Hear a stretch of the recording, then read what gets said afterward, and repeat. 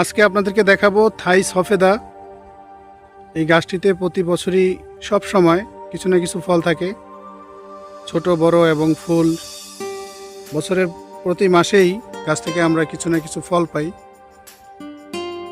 আজকে আমাদেরকে আহনাফ ফল ছিঁড়ে দেখাবে। আচ্ছা আহনাফ, দেখাও তো আজকে কোন ফলগুলো ছিঁড়তে চাও তুমি। সাথে আরহাম আছে। আরহাম তাকাও এদিকে। হ্যাঁ, ছিঁড়তে চাও।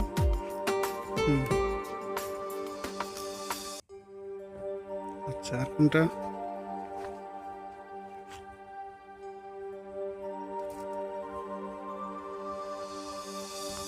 আসলে থাই সফেদাটা 12 মাসই বলা চলে। এই যে দেখেন, এখানে ছোট আছে, আবার এখানে পরিপক্ক। আহনাফ যেটা ছিঁড়ছে এখন, কোনটা?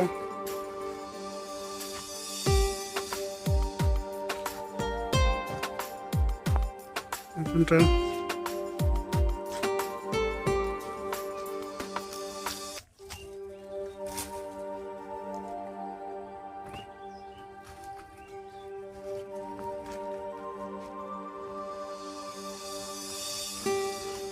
আপনাদের যদি থাই সফেদার কলমের চারা প্রয়োজন হয়, ভিডিওর নিচে মোবাইল নাম্বার এবং ঠিকানা দেওয়া থাকবে। আপনাদের প্রয়োজনের স্বার্থে আপনারা থাই সফেদার কলমের চারা আমাদের কাছ থেকে নিতে পারবেন।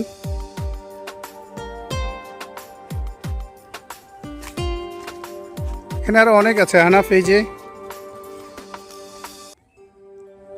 এগুলো পরিপক্ক হয়ে গেছে।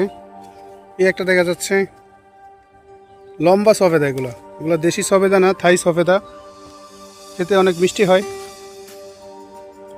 আচ্ছা, তাহলে আপাতত থাকুক যা আছে।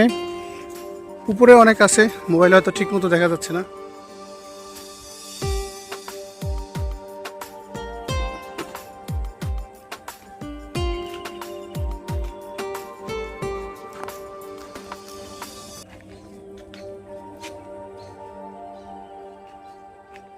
আচ্ছা হানাফ, তুমি বলো, এই থাই সফেদা তুমি এর আগে খেয়েছিলে কখনো?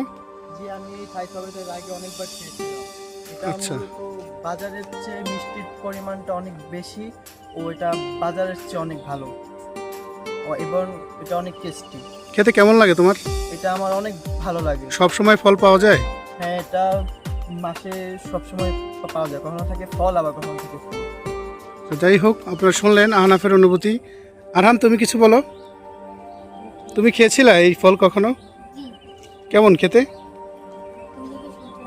হ্যাঁ, মজা, মিষ্টি। আচ্ছা আচ্ছা, ঠিক আছে আহনাফ। দর্শক বন্ধুরা, আপনারা দেখলেন থাই সফেদা গাছ। আজকে আহনাফ আমাদেরকে হারভেস্ট করে দেখালো থাই সফেদা কোনগুলো পাড়তে হবে। এটি মূলত বলা চলে 12 মাসি গাছ। ফুল, ফল এবং ছোট বড় সব রকমের ফলই বছরের প্রতি মাসেই আমরা এই গাছ থেকে সংগ্রহ করে থাকি। পরিশেষে আপনাদের সবার সুস্বাস্থ্য কামনা করে আজকের মতো শাহজাহান ম্যাঙ্গো ফার্মের বাগান থেকে এখানেই বিদায় নিচ্ছি। সবাই ভালো থাকবেন। খোদা হাফেজ। খোদা হাফেজ।